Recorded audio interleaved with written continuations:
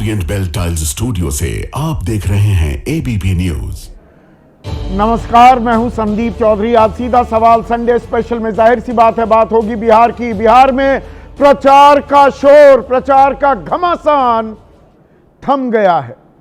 122 सीटों पर परसों यानी कि 11 तारीख को 20 जिलों की ये 122 सीटें हैं, कुल मिलाकर 243, उन पर बटन दबा दिया जाएगा और 14 तारीख को नतीजा आएगा। लेकिन यह प्रचार का घमासान जो थमा है, दरअसल ये फिर हिंदू मुसलमान होकर ही रुका है क्या?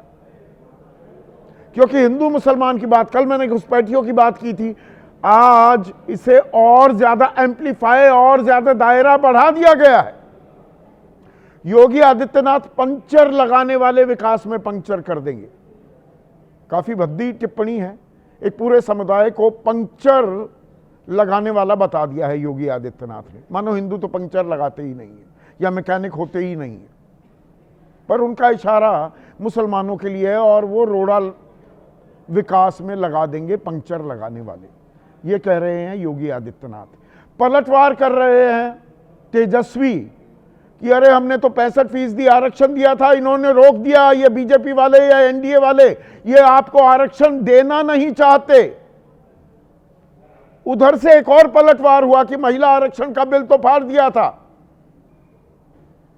लालू प्रसाद यादव ने। तो ये जो घमासान थमा है, प्रचार का घमासान, आरक्षण बनाम हिंदू मुसलमान पर आकर टिक गया है क्या? और एक और बहुत ही दिलचस्प बात हो रही है बिहार के चुनाव में। लड़ाई बिहार की मुंह दिखाई यूपी की हो रही है। अखिलेश यादव ताबड़तोड़ रैलियां कर रहे हैं। भाई एक भी उम्मीदवार नहीं उतारा है। 243 सीटों में एक भी समाजवादी पार्टी का उम्मीदवार नहीं है, पर अकेले अखिलेश नहीं, अपने सांसदों के लाभ लश्कर के साथ दिन रात वो रैलियां कर रहे हैं। और बीजेपी की तरफ से भी सिर्फ योगी आदित्यनाथ, उत्तर प्रदेश के मुख्यमंत्री ताल नहीं ठोक रहे हैं चुनावी रण में, स्वामी प्रसाद मौर्य भी आ रहे हैं। एक लंबी फेहरिस्त है नेताओं की। यूपी से उनके मंत्री, उनके विधायक वो जा रहे हैं। और दरअसल ये संयोग है या असल में एक प्रयोग है? क्योंकि बिहार के चुनाव तो जो होना है बिहार में होगा, पर उत्तर प्रदेश का इलाका भी बिहार से सटता है। 8 सीटें लोकसभा की वो सटती हैं बिहार के साथ। और पूर्वांचल का जो इलाका है और बिहार, समानता बहुत है, बोली में भी और रिश्तेदारी भी है। तो इसीलिए बिहार के जरिए चुनावी लड़ाई की तैयारी हो रही है। यूपी में भी क्या वो जमीन तैयार की जा रही है क्या? इस पर आपकी राय क्या है? आपके सुझाव और आपके सवाल, जो अब सीधा सवाल के अहम हिस्सा बन चुके हैं, उनका रहेगा इंतजार। तो बिहार में थम गया है प्रचार का शोर। अब बिहार चला है किस ओर और किन मुद्दों का है शोर, यह अहम हो जाता है। प्रचार मुकम्मल हो गया। 122 सीटें, 20 जिले और 121 पर हो ही चुका है मतदान। तो अब जो घमासान था वो थम गया, लेकिन हिंदू मुसलमान तो शुरू हो गया है। ये थमेगा क्या? ये बिहार नहीं, अगले चुनावों के लिए भी ये एक ऐसा मुद्दा है जो दर्शकों, आपका, मतदाताओं का पीछा छोड़ने को तैयार नहीं है। हर बात पर अब हिंदू मुसलमान भी होने लगता है।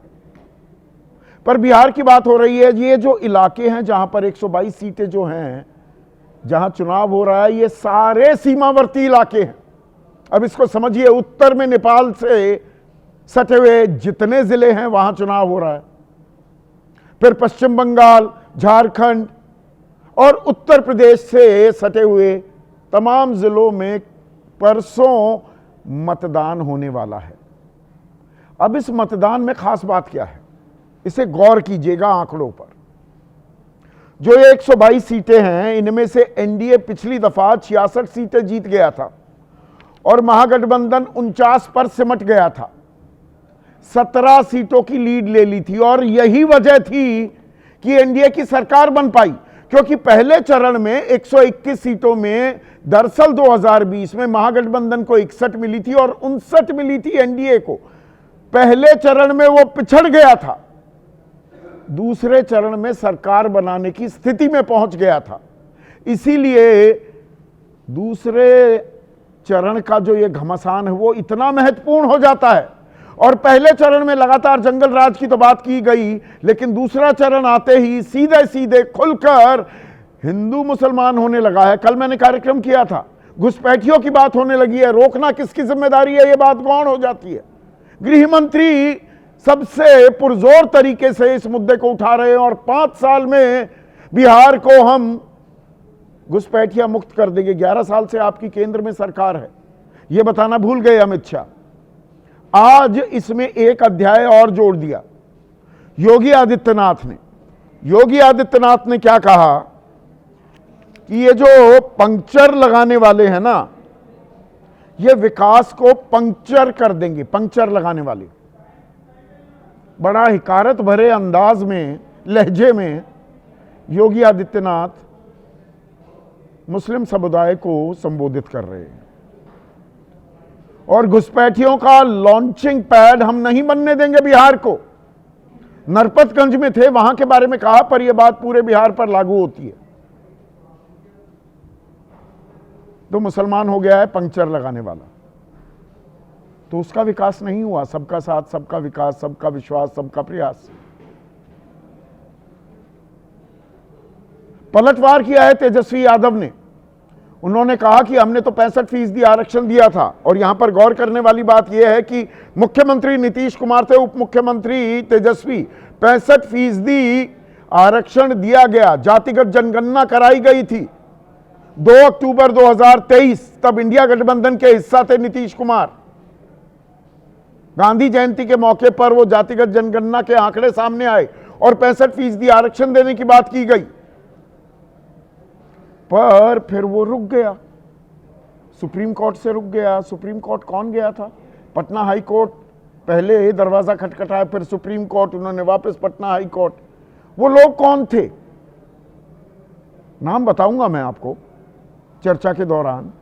थे वो बीजेपी और आरएसएस से जुड़े ही, तो उन्हीं पर निशाना साध रहे हैं क्या तेजस्वी यादव? 65% हमने आरक्षण दिया, लेकिन बीजेपी ने इसे छीन लिया। पहले वार पलटवार सुनिए। ये लोग आएंगे, पंचर बनाने के नाम पर आएंगे, विकास का ही पंचर कर डालेंगे। नहीं बनने देना है, नहीं आने देना है। बिहार के विकास में अब कोई भी बैरियर नहीं बनने देना है। 65% जो आरक्षण हमारी 17 महीने की सरकार ने जो बढ़ाया था, उस आरक्षण के बारे में ये लोग कुछ नहीं बोल रहे। लोगों का आरक्षण खा करके बैठ गए हैं प्रधानमंत्री। 65% योगी आदित्यनाथ के सुर में सुर अमित शाह भी मिलाते दिखे, या पलटकर भी कह सकते हैं। अमित शाह ने जो कल बोला, आज भी बोला है, उसे और आगे बढ़ाया है योगी आदित्यनाथ ने। तो अमित शाह ने क्या बोला कि लालू राहुल घुसपैठियों को बचाना चाहते हैं, जंगल राज वाले भेष बदल कर आए हैं। जबकि राहुल गांधी कहते हैं नरेंद्र मोदी के खून में नफरत है, मेरे खून में मोहब्बत और भाईचारा है। वही मोहब्बत की दुकान की बात करने लगे जो भारत जोड़ो यात्रा के दौरान राहुल गांधी करते दिखाई दिए थे। पर इसमें एक और अध्याय भी जुड़ रहा है और यह बड़ा दिलचस्प है। अखिलेश यादव, जिन्होंने एक भी उम्मीदवार नहीं उतारा है विधानसभा चुनाव में, वो 8 दिन में 23 रैलियां कर चुके हैं। 8 दिन में 23 रैलियां, 23 विधानसभा क्षेत्र कवर किए हैं, 19 जिलों में घूम आए। और अकेले नहीं, साथ में अवधेश प्रसाद उनके सांसद हैं, इकरा हसन एक और सांसद, राजीव राय, अफजाल अंसारी, पप्पू निषाद, ये सब सांसद ये भी प्रचार कर रहे हैं। ओम प्रकाश सिंह विधायक हैं, वो भी प्रचार में लगे हुए हैं। अब इसकी वजह क्या है? चुनाव में आपका उम्मीदवार तो है नहीं, पारिवारिक रिश्ते हैं अखिलेश यादव के लालू परिवार से, एक वो भी वजह हो सकती है। लेकिन वजह, बड़ी वजह क्या ये भी है कि बिहार से सटे यूपी के 8 लोकसभा क्षेत्र हैं और इनमें 5 पर जीत दर्ज की थी समाजवादी पार्टी ने 2024 के लोकसभा चुनाव में, जब बीजेपी का विजय रथ दरअसल जो रुका 240 पर बीजेपी थम गई, 370 की ताल ठोक रही थी, वो उत्तर प्रदेश की वजह से हुआ। 29 सीटों का नुकसान, 62 से 33 सीटों पर आ गई बीजेपी, उनमें ये 8 सीटें थी, 5 यहां पर जीत गई समाजवादी पार्टी, बलिया, सलेमपुर, गाजीपुर, चंदौली और रॉबर्ट्सगंज। बीजेपी सिर्फ महाराजगंज, कुशीनगर और देवरिया जीत पाई। तो उसी का प्रभाव महागठबंधन के पक्ष में करने के लिए पहुंचे हैं क्या अखिलेश यादव? और अखिलेश और योगी की आपस में शब्दों के बाण तो चल ही रहे हैं। और ऐसा नहीं है कि योगी आदित्यनाथ भी अकेले ही आ रहे हैं। केशव प्रसाद मौर्य, वो तो बिहार चुनाव में सह प्रभारी भी बनाए गए हैं। स्वतंत्र देव सिंह, दिनेश प्रताप सिंह, ये तो मंत्री हैं। रवि किशन सांसद हैं। दिनेश लाल यादव उर्फ निरहुआ अब तो सांसद नहीं है, इन्हें भी चुनावी मैदान में उतार दिया गया है। तो बिहार के सहारे या बिहार के नाम पर 27 के संग्राम की तैयारी भी हो रही है क्या? उत्तर प्रदेश का जो संग्राम है, और इसमें योगी आदित्यनाथ लगातार हिंदू मुसलमान क्यों कर रहे हैं? क्योंकि 4 जिले इस चरण में ऐसे हैं, किशनगंज 68% मुस्लिम आबादी, कटिहार 43%, अररिया 41% और पूर्णिया 37%, कई जगह 39% भी कहा जाता है। और ये 24 जो सीटें हैं, इनमें से 7 ही महागठबंधन जीत पाया था। तो हिंदू मुसलमान पोलराइजेशन करना, ध्रुवीकरण करना एनडीए को फायदा देता है क्या, खास सीमांचल के इलाके में? और इसीलिए ट्राइड एंड टेस्टेड ये फॉर्मूला इस्तेमाल किया जा रहा है क्या? ऐसे में आज का सीधा सवाल, थमा प्रचार का घमासान, आरक्षण वर्सेस हिंदू मुसलमान। और बिहार की लड़ाई, यूपी की मुंह दिखाई, यूपी की भी फिल्म दिख रही है, वो ट्रेलर दिख रहा है क्या चुनाव का? चर्चा में मेरे साथ एनडीए की तरफ से, बीजेपी की तरफ से प्रोफेसर सौरभ मालवीय हैं, नीरज कुमार मुख्य प्रवक्ता हैं जेडीयू के, AK Vajpayee senior national vice president है और मुख्य प्रवक्ता हैं एलजेपी रामविलास पासवान गुट के, कंचना यादव आरजेडी की राष्ट्रीय प्रवक्ता, प्रोफेसर रविकांत कांग्रेस के राष्ट्रीय प्रवक्ता, मनोज काका समाजवादी पार्टी के राष्ट्रीय प्रवक्ता और प्रोफेसर संजय कुमार जाने माने राजनीतिक विश्लेषक मेरे साथ पटना से जुड़ चुके हैं। तो नीरज बाबू, आपसे शुरू करता हूं।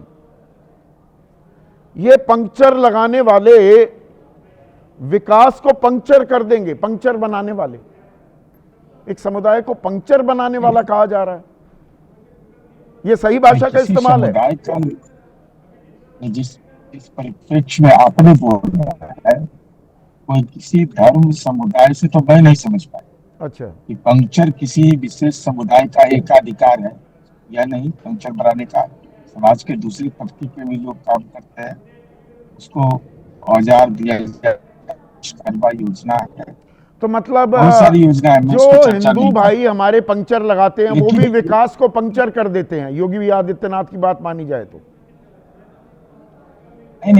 नहीं, पंक्चर कहने का मतलब यह है कि भाई कोई गाड़ी अभी चल रही है और गाड़ी पंक्चर कर गया, जहाँ गंतव्य पहुंचना है वहां नहीं पहुंच पाएंगे गाड़ी से, तो उसको विकास के बैरियर में अगर जो अच्छा, मतलब एनडीए की गाड़ी को जो पंक्चर कर रहे हैं, मतलब जो एनडीए को वोट नहीं दे रहे हैं वो पंक्चर लगाने वाले हो गए, पंक्चर बनाने वाले। इस रूप से हम नहीं करते एनडीए को, जो वोट की चिंता हम नहीं करते, वोटर की चिंता करते। नहीं हमने नहीं, ये कोई तो हो भेदभाव नहीं किया है। केंद्रीय मंत्री और आप हैं गिरिराज सिंह, नीरज भाई, वो कह रहे हैं जो हमें वोट नहीं देगा नमक हराम है। संदीप बाबू, वो मुसलमानों को कह रहे संदीप बाबू, हैं हम आपको सरकारी राशन देते हैं, मकान देते हैं, जैसे बड़े अपनी जेब से पैसा निकाल कर दे रहे हैं गिरिराज सिंह, उन्हें नमक हराम बता रहे हैं।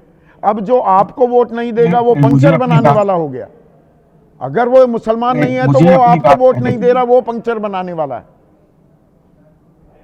मुसलमान हमको वोट नहीं दिया तो सीमांचल में इंडिया सबसे ज्यादा सीट विधानसभा में पिछला कैसे जीत गया? ध्रुवीकरण भी होता वहां है। पर तो ओवैसी साहब की पार्टी जीती थी। नहीं नहीं नहीं, अगर ध्रुवीकरण आप इसको मानेंगे तो सबसे ज्यादा मुसलमानों की संख्या 2011 के सेंसस में खगड़िया में बढ़ा और मधेपुरा में बढ़ा। ये खगड़िया और मधेपुरा में ही बढ़ा, 2011 का सेंसस का रिपोर्ट है। और नीतीश कुमार जी का वो भाषण सब निकाल लीजिए, ये पूरे चुनावी अभियान में वो बोलते रहे हैं कि 2005 के पहले हिंदू मुसलमान का कितना दंगा होता। कारण भी बताते हैं कि कब्रिस्तान पर किस ढंग से था, कब्रिस्तान के हमने घेराबंदी की, मंदिर की, उसके रूट हाउस तक पहुंच जाते हैं। नहीं, इस तो बात आप को नीरज सामाजिक बाबू सद्भाव, मैं पूरे तरीके से मानने को तैयार हूं। जो हिंदू मुसलमान का सौहार्द, वो भाईचारा, वो गंगा जमनी तहजीब, उसे कायम करके रखा, सहेज करके रखा, ये एक बड़ा योगदान है, बड़ी कामयाबी है नीतीश कुमार की। लेकिन आजकल क्या आप बीजेपी के दबाव में आ गए हैं? वो नीतीश जो टोपी भी लगानी होगी और तिलक भी लगाना होगा, आजकल टोपी पहनने से गुरेज करते हैं। एक समुदाय को नमक हराम कह दिया जाए, आप चुप्पी साध कर बैठ जाते हैं। पंक्चर लगाने वाले की बात हो रही है, आप कह रहे हैं नहीं मुसलमान को नहीं कहा गया। ऐसे जेडीयू की तरफ से प्रतिक्रियाएं नहीं आती थी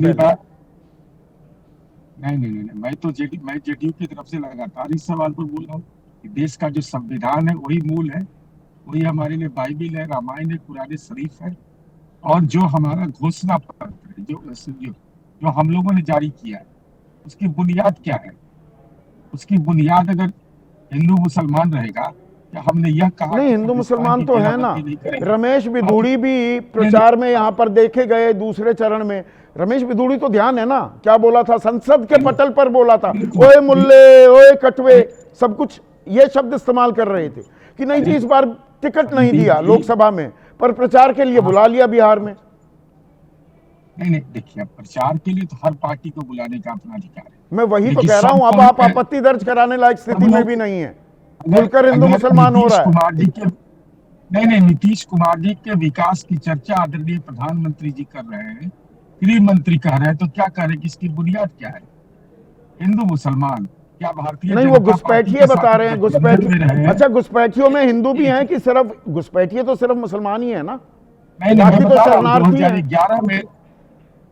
2011 में एसबी चौहान थे बिहार देश के गृह मंत्री, पूर्वोत्तर राज्यों की उन्होंने बैठक बुलाई थी। लालू जी, हितेश्वर सैकिया से लेके सारे लोग उस मीटिंग में थे। घुसपैठी पर चिंता व्यक्त की गई। हाँ, दस्तावेज भी मेरे तो चिंताजनक है। पर घुसपैठिए सिर्फ मुसलमान है ना, घुसपैठिए बाकी जो हिंदू आए वो तो शरणार्थी है। नहीं, अरे भाई, जब इंटरनेशनल बॉर्डर मेरा खुला हुआ है तो नेपाल से नहीं लोग आते हैं। हमारे यहाँ शादी विवाह भी होता है। नहीं, नेपाल वाले घुसपैठिए हैं कि शरणार्थी हैं? नेपाल से जो हिंदू आए हैं वो घुसपैठिए हैं, शरणार्थी हैं? नहीं, बिल्कुल। अगर देश की सीमा में, देश के अंदर में जो हमारा नागरिकता जिसको नहीं मिला हुआ है, तो वो उसको शरणार्थी कैसे मान लेंगे? नहीं, ये गृह मंत्री अमित शाह ने हमारे कार्यक्रम में कहा कि हिंदू तो शरणार्थी है। वो सीए कानून भी यही है ना, उसमें मुसलमान ही जो बाहर से आए हैं वो नहीं शरणार्थी माने जाएंगे। नहीं, कानून ऐसा नहीं है। कानून है कि इस देश के अंतरराष्ट्रीय सीमा से तो 11 साल से केंद्र में बीजेपी की सरकार, 20 साल से आपकी सरकार घुसपैठियों की पहचान नहीं कर पाए। 5 साल में घुसपैठिया मुक्त कर देंगे बिहार को। नहीं, मैं बता रहा हूँ संदीप बाबू, लालू जी का ऑफिशियल उसमें बयान छपा अखबार में कि घुसपैठियों को राशन कार्ड देने में सतर्कता बरतनी चाहिए। क्या ये कोई राजनेता का बयान हो सकता है कि घुसपैठी को राशन कार्ड देने में सतर्कता? वो बात ठीक है, लालू प्रसाद यादव को आप ठीक कोट कर रहे हैं, पर मैं ये पूछ रहा हूं अब 5 साल में घुसपैठिया मुक्त कर देंगे आप बिहार को। चुनाव आयोग ने आंकड़ा नहीं बताया, SIR भी हो गया। ये कमाल अब कैसे हो जाएगा? पिछले 20 साल में या 11 साल में क्यों नहीं हो पाया? या ये चुनाव के टाइम पे घुसपैठिया चिल्लाएंगे क्योंकि हिंदू मुसलमान करना है? नहीं नहीं नहीं नहीं नहीं नहीं, चुनाव के संबंध में अगर देखिएगा तो 2011 से यह मामला लगातार हो, लेकिन इसका निदान नहीं निकल रहा है। निदान अब 5 साल में निकाल SIR में आया। SIR में क्या है? आंकड़ा तो नहीं बताया चुनाव आयोग ने। ये मेरे घोषणा पत्र का हिस्सा नहीं है। बिहार का जो मैनिफेस्टो हम लोगों ने एनडीए ने जारी किया है उसमें ये नहीं है। पर आपकी सरकार ने ही, नीतीश कुमार ने 65% आरक्षण दिया था और तारीख भी मैंने मेरे ख्याल से गलत नहीं बताई। जातिगत जनगणना के आंकड़े आपने गांधी जयंती के मौके पर 2023 में जारी किए थे। 65% आरक्षण भी कर दिया। इसे किसने रोका? किसके दबाव में आप आ गए? कौन गया था पटना हाई कोर्ट? वो तो बीजेपी आरएसएस के लोग ही थे ना, संगीत रागी सरीखे लोग थे जो गए। ये मैं ये कैसे कर सकता हूँ? मैं तो हाई कोर्ट नहीं, मैं गलत जानकारी दे रहा हूं तो बताइए। आपको नाम तो सारे पता है नीरज बाबू। कौन पिटिशनर है? अरे मैं बता रहा हूँ, मुझे अपनी बात कहने दीजिए। अगर तेजस्वी जी यह बोल रहे हैं तो तेजस्वी जी से हम यह जानना चाहते हैं कि इंटरवेनर आप बन सकते थे ना। आप इंटरवेनर बनने में कोई रोक था? जब कोर्ट ने रोक लगा दिया और आप कह रहे हैं कि क्यों नहीं सरकार ने लागू किया? जब कोर्ट ने रोक लगा दिया तो कोर्ट को गलत आप माने, सरकार कहे कि नहीं कोर्ट की बात को हम नहीं मानेंगे, तो ये कौन सा? सरकार ने भी क्या किया? नीतीश कुमार नहीं, आप तेजस्वी यादव जो अब विपक्ष में है उनसे कह रहे हैं आपकी सरकार ने इंटरवीनिंग पिटीशन क्यों नहीं डाली, क्यों नहीं अड़े? या ये कनपट्टी पर कट्टा तानना आजकल बड़ा विमर्श चल रहा है। बीजेपी ने आपकी कनपट्टी पर कट्टा तान रखा है क्या? देखिए, हम लोगों ने आरक्षण के सवाल पर संदीप जी हमसे देश सीखा है। नक्सलवाद का हमने जड़ से उखाड़ दिया। सीमावर्ती राज छोड़ दीजिए, पंचायती राज में आरक्षण देकर के नक्सल का सोशल बेस हमने खत्म कर दिया। ये बंदूक से इसका समस्या का समाधान नहीं होगा। आज अमन चैन है तो पंचायती राज में आरक्षण की महत्वपूर्ण भूमिका है। इसलिए आप किस ढंग से सिचुएशन को टैकल करते हैं यह इंपॉर्टेंट होता है। बिल्कुल ठीक है। अब यहाँ पर हिंदू मुसलमान जी ध्रुवीकरण हो रहा है। कंचना यादव इस बहाने आरक्षण का कार्ड वो बोतल में से जिन फिर निकाल रहे हैं। ये भूल गए कि महिला आरक्षण के सबसे पुरजोर तरीके से विरोध करने वाले खुद लालू प्रसाद यादव थे। सबसे बड़ा रोड़ा बने थे महिला आरक्षण में। नहीं संदीप जी, आप गलत कोट कर रहे हैं। महिला आरक्षण का विरोध करने वालों में से नहीं थे। और शायद जो सम्राट चौधरी जी बोले हैं खिलाफ, हाँ, वो आरोप उन्होंने लगाया है। सुन लीजिए ना। हाँ, जो वही सम्राट चौधरी जी बोले हैं, दूसरों का अतीत वो बहुत याद रखते हैं, अपना अतीत वो भूल जाते हैं कि 1996 में जब पहली बार महिला आरक्षण बिल आया था वो कहीं और नहीं थे, वो आरजेडी में थे, एमएलसी थे। तब भी वो इसी बात का सपोर्ट करते थे कि महिला आरक्षण बिल में ओबीसी महिलाओं को और दलित महिलाओं को, जो पिछड़ी समाज की महिलाएं, उनको अलग से कोटा हो, कोटा विद इन कोटा हो, इसका समर्थन तो वो भी किए थे। आज शायद वो अपना अतीत भूल गए हैं, भारतीय जनता पार्टी में चले गए हैं, तो भूल गए हैं कि शायद वो भूल गए। शरद यादव भी जेडीयू के नेता थे, संसद में बोले परकटी महिलाएं वो फायदा ले जाएंगी महिला आरक्षण का। नहीं, फिर आप उनके कहने का, उन्होंने बाद में इसको एक्सप्लेन किया था। हाँ। कहने का ये सेंस था कि जो इलीट क्लास की जो महिलाएं होती हैं, हमारा ये कहना था जो पिछड़े समाज की महिलाएं वो नहीं आ पाएंगी। उस समय बॉलीवुड से भी राज्यसभा में और लोकसभा में आती थी, लेकिन जो ग्रामीण इलाके की महिलाएं हैं, जो पिछड़े समाज की महिलाएं हैं, जिनके तक एजुकेशन नहीं पहुंचा है, भगवती देवी जैसी, फूलन देवी जैसी महिलाएं हैं, वो संसद में नहीं पहुंच पाएंगी। इस वजह से उन्होंने कहा था, बाद में इसको एक्सप्लेन भी किया था। लेकिन क्या कहिएगा, हमेशा वो लोग जो महिलाओं के पक्ष में, जो पिछड़ों और दलितों के पक्ष में खड़े हुए हैं, उनको महिला विरोधी ही करार दिया गया है। तो यही इनकी सच्चाई है। आरक्षण की बात, और आपकी सच्चाई क्या ये भी है, घुसपैठियों के बहाने आपको वोट बैंक अपना सहेजना है, साधना है, बरकरार रखना है, तो आप घुसपैठियों का सवाल उठाते हैं, वोट चोरी का सवाल उठाते हैं। दरअसल जो लोग हमारे संसाधनों पर बाहर से आकर कब्जा किए बैठे हैं, आप उनके लिए सुरक्षा कवच बनी हुई है। सरकार में हम बैठे हैं क्या जो सुरक्षा कवच हम बने बैठे रहेंगे? सरकार में हम है क्या कि जो घुसपैठिए उनको हम निकालने का काम करेंगे? और घुसपैठियों का मुद्दा हमने तो नहीं लाया। घुसपैठियों का मुद्दा जो है बिहार के चुनाव में या हर चुनाव में, अभी बंगाल का आने वाला है ना, वहां पर भी उठेगा। भारतीय जनता पार्टी अगर घुसपैठिए का मुद्दा उठाती है तो सरकार में है थोड़ा सा काम भी कर दे, घुसपैठिए को निकाल भी दे और अपना रिकॉर्ड भी बता दे कि 11 साल से जब से ये पावर में है कितने घुसपैठियों को बाहर निकाले। जहां तक बात वोट चोरी का है तो हमारे किसी कार्यकर्ता नेता को आप नहीं देखे होंगे कि दोनों हाथ में उंगली, दोनों में इंक लगाकर जो है वो फोटो पोस्ट कर रहा हो, वीडियो क्लिक करवा रहा हो। कहीं आरजेडी का नहीं मिला वो होगा। तो आई है शांभवी चौधरी की, अब एक्सप्लेनेशन आई है एलजेपी रामविलास पासवान गुट का कि भाई गलती से वो दोनों उंगलियों पर लगा दिया, पहले दाईं उंगली पे लगा दिया, बाईं पे लगाना था फिर बाईं पे भी लगा दिया। गलती से पटना जो एडमिनिस्ट्रेशन ने दिया है कि गलती से लग गया इंक, तो जो महाराष्ट्र से चलकर आए हैं, अभी महाराष्ट्र में वोट किए थे, बिहार में फिर से वोट किए, वो भी गलती से आ गए होंगे, गलत ट्रेन पकड़ लिए होंगे। जो दिल्ली से आए हैं ना वो भी गलत ट्रेन पकड़ लिए होंगे, जो भेजे जा रहे हैं हरियाणा से वो भी गलत बस पकड़ लिए होंगे। सब तो गलती से ही कर रहा है। बाकी वोट चोरी का मुद्दा का पर्ची कहीं पर बाहर फेंकी हुई मिल रही है, कहीं पर सीसीटीवी फोटो जो कैमरा बंद हो रहे हैं, सब गलती से हो रहा है। सब इलेक्शन कमीशन ऑफ इंडिया की गलती से हो रहा है। अपनी हार की भूमिका पहले से ही जमीन तैयार कर रही है क्या कंचना? नहीं, हार की भूमिका अगर हमें तैयार करना होता ना संदीप जी, 20 साल से लगभग 20 साल से पावर में रहने के बावजूद भी सबसे बड़ी पार्टी बिहार में नहीं होते और इतनी मेहनत से हम जमीन पे चुनाव नहीं लड़ रहे होते। हमें हार स्वीकार नहीं और हमें झुकना स्वीकार नहीं। शायद यही बात भारतीय जनता पार्टी और मोदी जी को मालूम नहीं है। मोदी जी बिहार को पता नहीं क्या समझ रखे, क्या था उनका चुनावी मुद्दा। इस पूरे बिहार में अगर बता दे, 2 लाइन में बता दे कि ये बीजेपी का चुनावी मुद्दा रहा हो, कट्टा और कनपट्टी, पता नहीं सिक्सर गोली, ये प्रधानमंत्री की भाषा हो सकती है क्या? ये चुनावी मुद्दा हो सकता है क्या? बिहार की जनता देख रही है, घुसपैठिया कितने भी घुसा दे, ये जो लाकर महाराष्ट्र तो अपहरण फिरौती एक कारोबार बन गया था, वो 15 साल की याद क्यों नहीं दिलाएगा? वो उनका अख्तियार है, उनका अधिकार क्षेत्र है। वो आपकी कमजोर कड़ी है क्या? मोदी जी को दिखाई नहीं दिया होगा अभी कि चलते चुनाव में मोकामा में एक हत्या हो गई और वो सिक्सर गोली की, कट्टा और कनपट्टी की बात कर रहे हैं। मोदी जी को दिखाई नहीं दिया होगा कि चुनाव चल रहा है और कोई ऐसा जिला नहीं है जहां पर हत्या नहीं हुआ हो। पिछड़े समाज से, कुशवाहा समाज से, यादव समाज से, अल्पसंख्यक समाज से हत्याएं हो रही है, चुनाव चल रहा है, लेकिन खबरें ना कुछ दबा दी जाती हैं।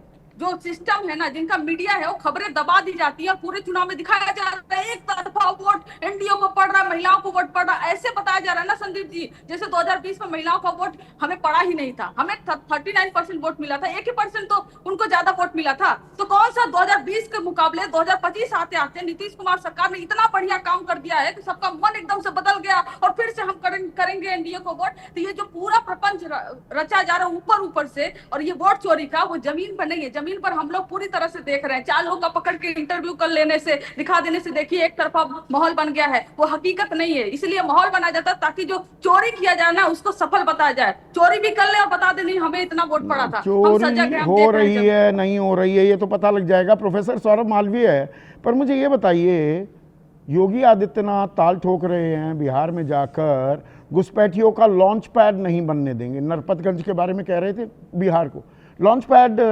बनाया जा रहा है बिहार को। तो सरकार किसकी है? केंद्र में बीजेपी की, बिहार में एनडीए की, और लॉन्च पैड बन रहा है। तो सरकार क्या कर रही है? थोड़ा सा कंफ्यूज याद दिया मुझे योगी आदित्यनाथ ने। देखिए संदीप जी, बिहार की जनता बहुत प्रबुद्ध है, बहुत समझदार है, और बिहार में शासन है और विकास की गंगा बह रही है। सभी तरह से चहुओर रक्षा विकास भी है, की गंगा है, उसी प्रति रक्षा और व्यक्ति। सुरक्षा एक मिनट, विकास की गंगा का आपने जिक्र किया, वैसे गंगा का प्रदूषण अभी मैं उसमें नहीं जाना चाहता। 66,000 प्रति व्यक्ति आए, देश में सबसे कम, 6,000 से भी कम। 34% आबादी गरीबी रेखा से नीचे, पहले आंकड़ा आया था 52% आबादी गरीबी रेखा से नीचे रहती है बिहार में। साक्षरता दर 61% है बिहार की। बिहार में कुल विदेशी निवेश 1,650 करोड़ आया है। बिहार में कुल मिलाकर उद्योग 3,300 हैं, 33,000 हैं गुजरात में। बड़ा कमाल का विकास हो रहा है। हाँ, एक बात बताना भूल गया, माफी चाहूंगा, माफी चाहूंगा मैं। हाँ, एक बात भूल गया। पिछले 4 महीनों में, पिछले 4 सालों में 26 पुल गिरे हैं। हर साल 6 पुल गिर जाते हैं। संदीप जी, अब जरा सा इसको समझने की कोशिश करें। जिस बिहार को बीमारू बिहार, दबा बिहार, कुचला बिहार, जंगल राज का बिहार, 15 साल तक सूर्य नहीं उगने वाले जिस बिहार की बात, आप उस बिहार को देखिए जहां पर कभी कहीं सड़क नहीं थी, पगडंडियों पर लोग चलते थे, आज वहां लाखों किलोमीटर के सड़कें निर्माण हो चुकी है।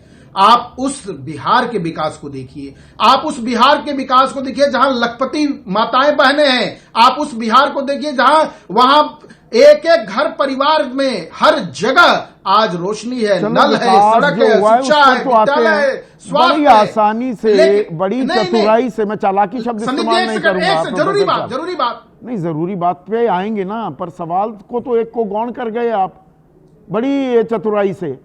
मैंने पूछा था घुसपैठियों का लॉन्च पैड कैसे बना दिया। मैं उसी पर आ रहा हूं, मैं उसी पर मैं कहां आ रहे हैं आप, तो कहीं दूर लिए जा रहे हैं मुझे। देखिए संदीप जी, आप जा नहीं संदीप जी, मैं मूल मुद्दे पर आता हूं। और वास्तव में बिहार देश का एक ऐसा राज्य है जहां पर सर्वाधिक सीमांचल क्षेत्र है हमारे पास। देश के लिए रक्षा और सुरक्षा का बहुत महत्वपूर्ण क्षेत्र माना जाता है बिहार का। वहां हमारे सीमांचल को खतरा किसी भी प्रकार से हो तो उसकी कैसे चिंता हुआ? करना प्रत्येक 11 साल से केंद्र में आपकी सरकार, 20 साल से नीतीश सरकार, ये हुआ कैसे? रोकने की जिम्मेदारी किसकी है? आप संदीप जी सुनो तो, आप बात तो सुन लीजिए। जिसने दरवाजे खोल रखे थे, जिन लोगों तो आप ने पहचान नहीं कर पाए। बिहार में मुख्यमंत्री आप तो परिवार कपड़े से होते देखकर हुए पहचान लेते हैं। कर रहे हैं उसी बात को बता रहे हैं। कपड़े देखकर पहचान लेते हैं। संदीप जी, चुनाव आयोग ने स्पेशल इंटेंसिव रिवीजन कर दिया। बता रहे हैं, सुन तो लीजिए प्रभु। वो पुनरीक्षण के बाद आंकड़ा नहीं बताते। संदीप जी, सुन या तो चुनावी, लीजिए। बस चुनाव में घमासान करना, हिंदू मुसलमान करना। नहीं संदीप जी, अब एक मिनट, तो एक गंभीर प्रश्न है, उत्तर ले लीजिए कृपया। जिन लोगों ने दरवाजे खोल दिए, राशन कार्ड दे दिए, जिन लोगों ने कार्ड वोटर आईडी बनवाने लगे थे, आज बिहार कह रहा है, चिन्ह रहा है, पहचान रहा है, और 14 तारीख नोट कर लिया जाए, 14 नवंबर 2025। उसके बाद आप देखिएगा अक्षरशः इस सारे जवाब आपको, तो मतलब अभी तक कौन रोक रहा था? क्यों? बड़ी कमाल की ताल ठोक रहे हैं। अरे भाई, भाई, अब से पहले क्या कर रहे थे? अब तो डरा रहे हो, धमका बिहार रहे हो, ध्रुवीकरण कर रहे हो। अब देखना 14 नवंबर से पहले शुभ मुहूर्त नहीं निकल रहा था। नहीं, देश को बेवकूफ बना रहे थे। घुसपैठिए यहाँ बैठे हुए हैं, घुसपैठियों के आधार पर 2024 के चुनाव हुए क्या? संदीप जी, वही, अरे संदीप जी, जिन लोगों ने दरवाजे खोल के जंगल राज दे दिया था, उसको कील कांटे को दुरुस्त करने का यह अच्छा, ये कील कांटे, बड़ा बढ़िया शब्द इस्तेमाल किया। वो पंक्चर बनाने वालों की जरूरत पड़ जाती है। ये पंक्चर बनाने वाले कौन है, किनके बारे में बात कर रहे हैं? योगी आदित्यनाथ, नीरज कुमार तो कन्नी काट गए, पंक्चर तो सब। जरा मैं स्पष्ट करना चाहता हूं। हाँ, नहीं संदीप जी, इस बात को मैं जरा सा साफ कर दूं। देखिए, जो भी सामाजिक ताने बाने को, जो भी सामाजिक विकास की गति को, सरकार की गति को ये नैरेटिव गढ़ने वाले, ये झूठ फरेब के जुमले कौन है? पंक्चर बनाने वाला कौन है? चरण में हताशा निराशा की गर्त में जाने वाले, वही बता रहा हूं, हताशे और निराशे की गर्त में जो चले गए हैं महागठबंधन के धुरंधर, इनके बयान की चिंता करने की जरूरत नहीं है। पंचर जो भी बनाया है वह हमारा ही है, लेकिन कौन है, किसके बारे में कह रहे हैं? पंक्चर बनाने वाले विकास को पंक्चर कर देंगे। कौन है पंक्चर बनाने वाले? हिंदू मुसलमान दोनों के बारे में बात कर रहे हैं या सिर्फ मुसलमान के बारे में? भारत के संविधान, संदीप जी, नहीं संदीप जी, पंचर बनाने वाला वही योगी जी कह रहे हैं जो भारत के संविधान से खिलवाड़ करता है, वो जो तो आपने किया सबसे ज्यादा खिलवाड़, जो भारत को नहीं मानता। अच्छा, मतलब आपके बारे में बात कर रहे हैं प्रोफेसर साहब, आरएसएस के बारे में बात कर रहे हैं। अरे आरएसएस ने कहा माना संविधान? संदीप जी, आरएसएस ने संविधान कब माना? मत करिए। ये 3 चिट्ठियां लिखी हुई हैं सरदार पटेल ने। सरदार पटेल की बात को तो नहीं काटेंगे ना। सरदार पटेल ने तीन चिट्ठियां लिखी। गोलवलकर साहब को चिट्ठी दिखाऊं? गोलवलकर साहब को चिट्ठी लिखी, आप पर प्रतिबंध इसलिए लगा रहा हूं क्योंकि आप संविधान को नहीं मानते, आप तिरंगा को नहीं मानते। सरदार पटेल कह रहे हैं, मैं नहीं कह रहा हूं। कोट कर रहे हैं, गलत कोट कर रहे हैं, गलत कोट कर रहा हूं। आप मुझे अदालत ले जाइए अगर मैं गलत कोट कर रहा हूं तो। आप मुझे अदालत ले जाइए अगर मैं गलत कोट कर रहा हूं। अब मानना का मुझ पर केस करिए। बिल्कुल जाऊंगा, बिल्कुल जाऊंगा। जाइए, खुली चुनौती है आपको। संदीप जी सरदार पटेल संघ के स्वयंसेवक थे। अरे मैं भी आपको बता रहा हूं, किसने कहा? संघ के स्वयंसेवक एक और झूठ बोल रहे हैं, फिर झूठ बोल रहे हैं आप। मैं कह रहा हूं, आपके कहने से क्या हो जाता है? आप कौन सी सर्टिफाइंग अथॉरिटी हो गई? मैं जानता हूं। आप कब से सर्टिफाइंग अथॉरिटी हो गए? कहने से हो जाएगा सरदार आपके पटेल कहने से हो जाएगा। ये कोरी नहीं, नहीं, गप नहीं, मार नहीं, रहे हैं, देखिए बकवास संदीप कर रहे हैं आप। इस विषय पर झूठ मत बोल कहिए। रहे हैं। सरदार पटेल संघ के स्वयंसेवक थे वो। तथ्यपरक और वो स्वयंसेवक थे। आपने स्वयंसेवक बोला अभी। सरदार पटेल संघ के मैं अभी बोल रहा हूं, अभी संघ के वो सबसे ज्यादा हितैषी थे। ना अब हितैषी पे आ गए आप। स्वयंसेवक बोला आपने, कोरी झूठ बोली, कोरी झूठ बोली आपने। देखिएगा टेप, देखिएगा टेप, देखिएगा। ना ना ना, यहाँ पर यहाँ व्हाट्सएप यूनिवर्सिटी का ज्ञान नहीं चलता। आप तो बहुत पढ़े लिखे आदमी हैं, संदीप जी फिर से समर्पित स्वयंसेवक है। नहीं नहीं नहीं, मैं शोधार्थी हूं। मैं संघ पर शोध किया हूं, इसलिए आपसे बता रहा हूं। आपने स्वयंसेवक बोल दिया जल्दबाजी में, उत्साह में।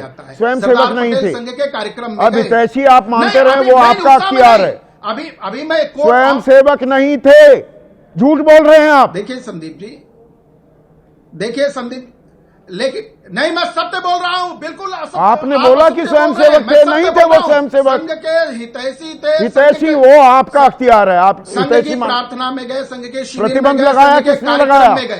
सरदार पटेल ने लगाया। सरदार पटेल ने लगाया था ना, बतौर गृह मंत्री। आरएसएस पर प्रतिबंध किसने लगाया? देखिए संदीप जी, सरकार की नीतिगत फैसले अलग होते हैं। अच्छा, नीतिगत फैसले से व्यक्ति के गृह मंत्री कौन थे? सरदार पटेल। चलिए अब मनोज काका को लेकर आइए। ठीक है, ठीक है, ठीक है, हो गया। मनोज काका जी, ये इतना प्रेम, आप भी वहां प्रचार में लगे हुए हैं। अरे भाई, उत्तर प्रदेश को संभालिए, बिहार में कहां चले गए? आपके नेता भी 8 दिन में 23 रैलियां कर रहे हैं। उम्मीदवार एक खड़ा नहीं किया और रैलियां वहां पर 23 कर डाली, 2 दर्जन।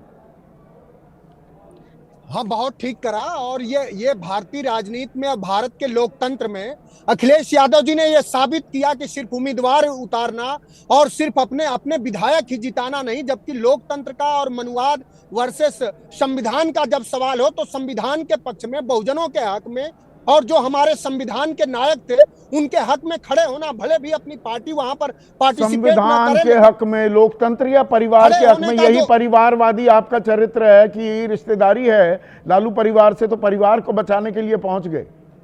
नहीं, हमने रिश्तेदारी बचाने के लिए नहीं पहुंच गया अखिलेश यादव।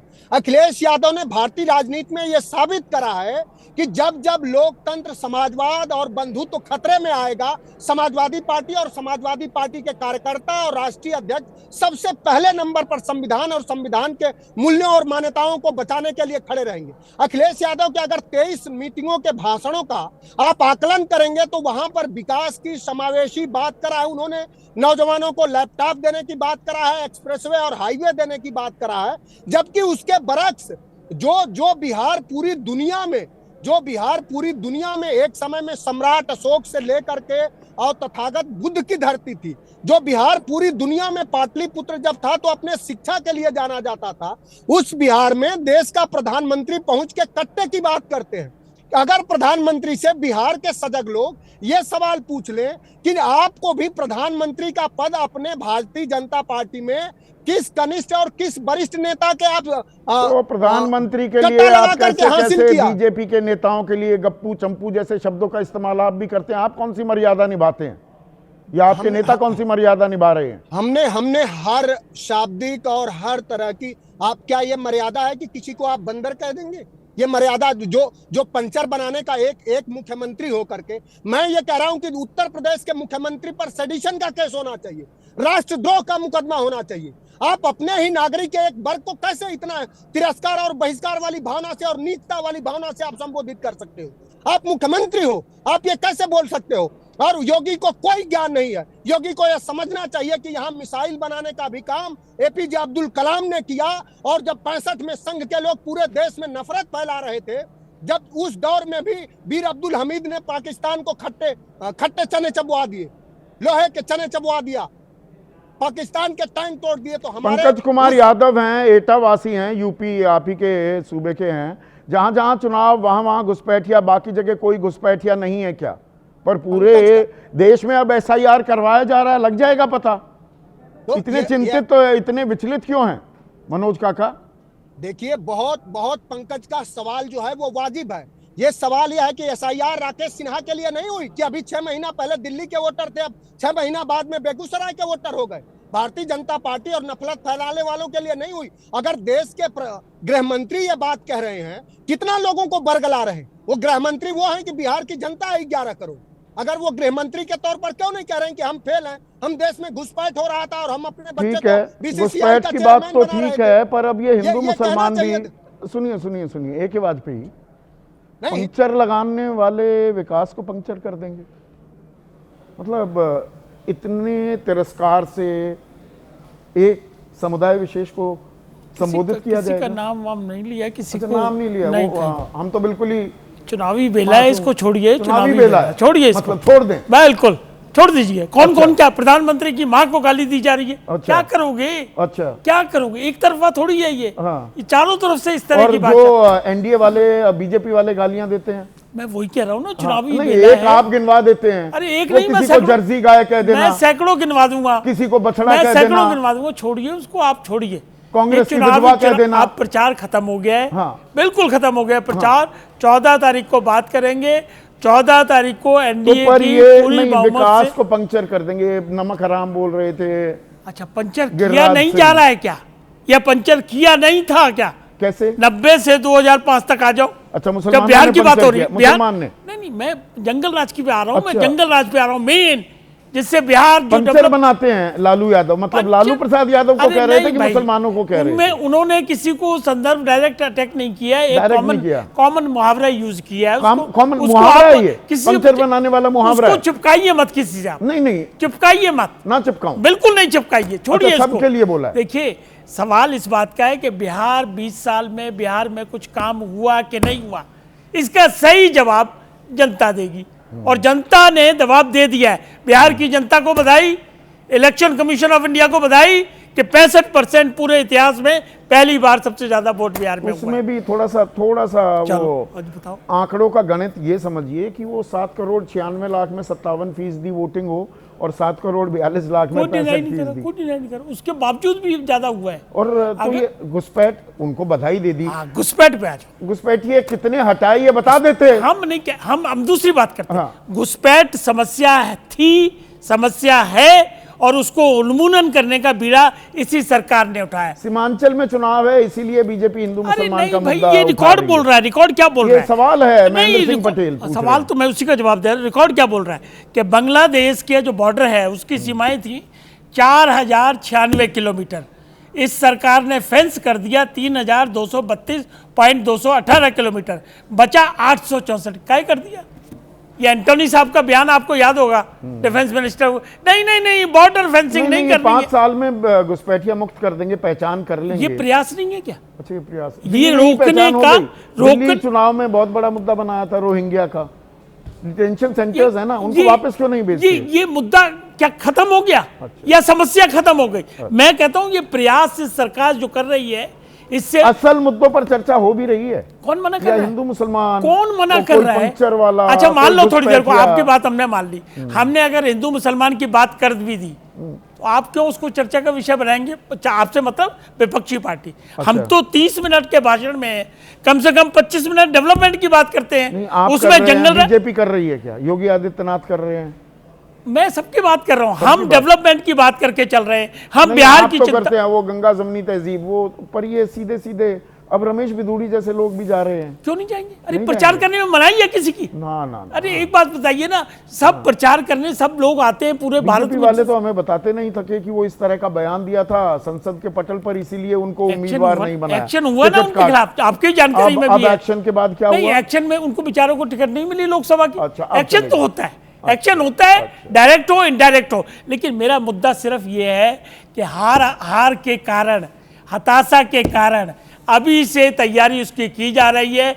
कभी SIR के नाम पे, कभी वोट चोरी के नाम पे। अपना हिंदू मुसलमान कर रही है। आप वही रटा रटाया भारत जोड़ो यात्रा में प्रोफेसर रविकांत, राहुल गांधी ने वो जो चलाया था कि जी मेरे खून में तो मोहब्बत और भाईचारा है, मोहब्बत की दुकान चलाने चला हूं, उससे आगे बढ़ नहीं पा रहे हैं राहुल गांधी।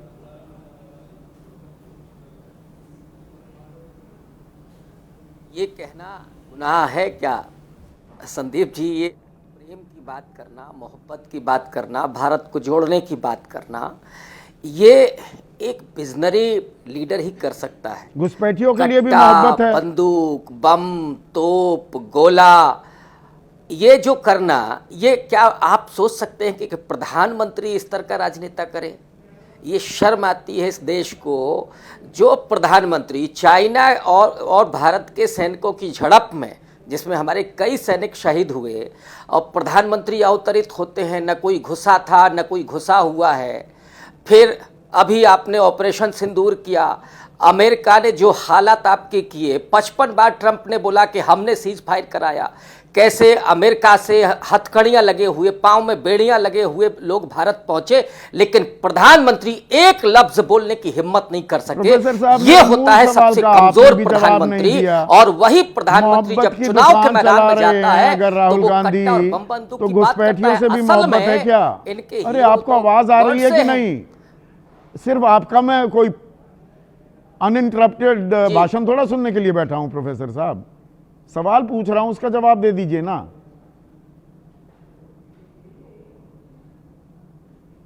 जी पूछिए पूछिए। भाई मोहब्बत की दुकान चला रहे हैं, घुसपैठियों से भी मोहब्बत जता रहे हैं क्या राहुल गांधी? मेरा सीधा सा सवाल है।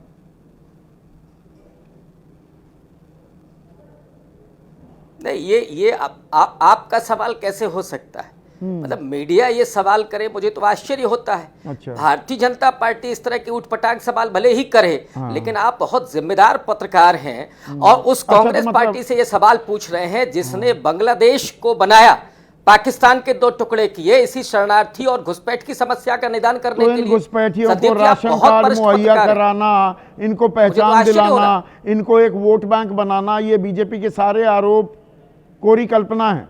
घुसपैठिए हैं ही नहीं देश में, या घुसपैठिए सिर्फ देश में आए हैं तो 2014 के बाद आए, ये कह रहे हैं प्रोफेसर साहब। भाई 11 साल से आप क्या कर रहे हैं? नहीं कर कुछ भी रहे, उनसे तो पूछ लिया, उनका पीछा थोड़ा छोड़ा। पर 2014 के बाद ही घुसपैठ हुई, उससे पहले नहीं हो रही थी। आपके राज में नहीं हुई, राशन कार्ड नहीं बनवाए गए। उसके पहले डॉक्टर मनमोहन सिंह ने कितने घुसपैठियों को निकाला? आपके पास आंकड़ा है? हाँ बिल्कुल है, 90,000 मैंने बताया। मैं कोई चीज नहीं छिपाता। निकाला ये भी आंकड़ा आपके पास है, आप बता दें तो मेहरबानी होगी इस देश के लिए। अरे भाई 1 करोड़ 20 लाख घुसपैठिए हैं। अरे साहब जहां ये चुनाव होगा श्री प्रकाश जायसवाल ने 2004 में केंद्रीय गृह राज्य मंत्री थे बताया था। आपने कुल मिलाकर 10 साल में 90,000 लोगों को ही तो डिपोर्ट किया। अगर 1 करोड़ 20 लाख थे, वो किसके काल में आए? ये सवाल तो पूछा जाएगा ना।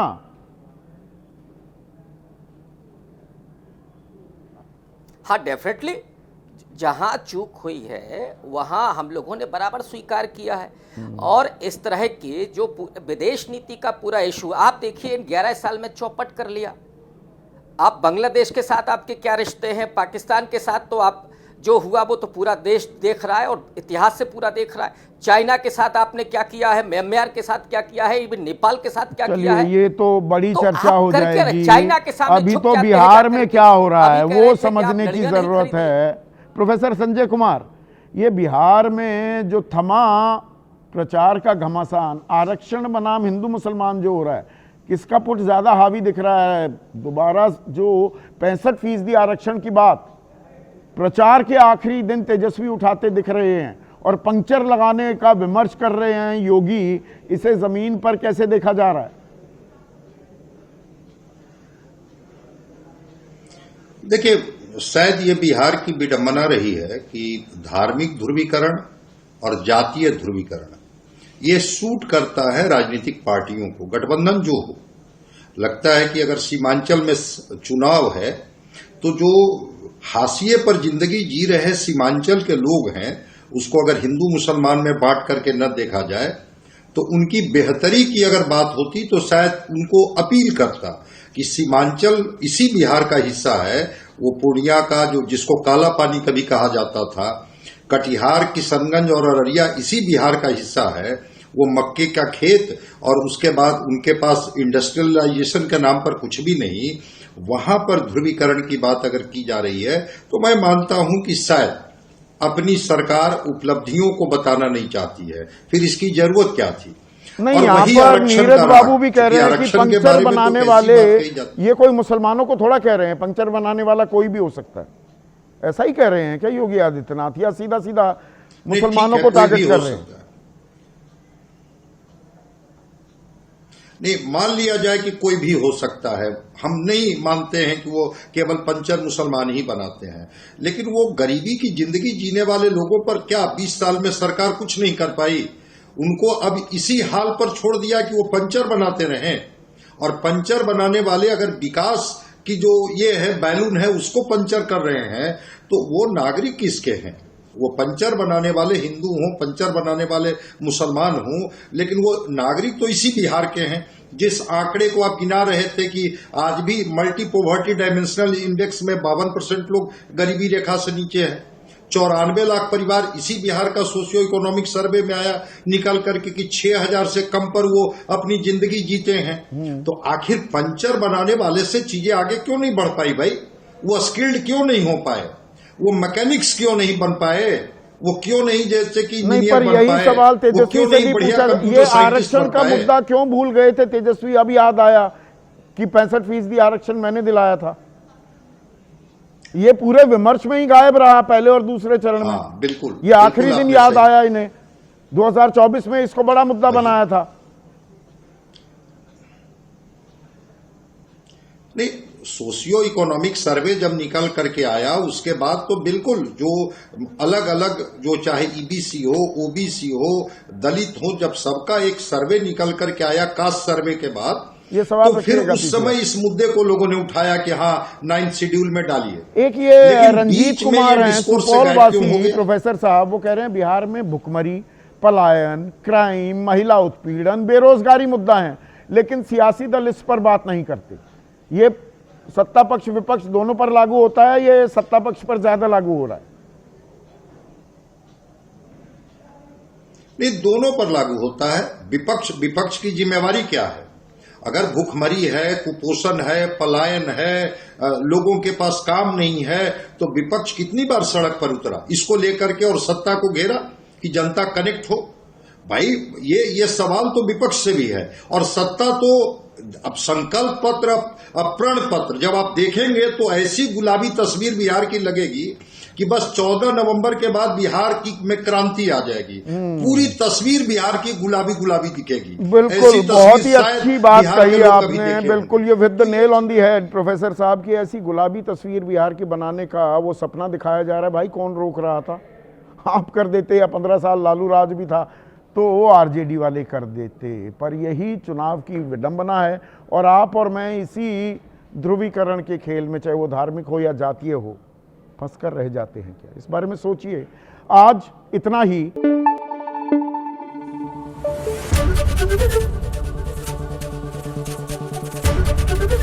एबीपी न्यूज आपको रखे आगे।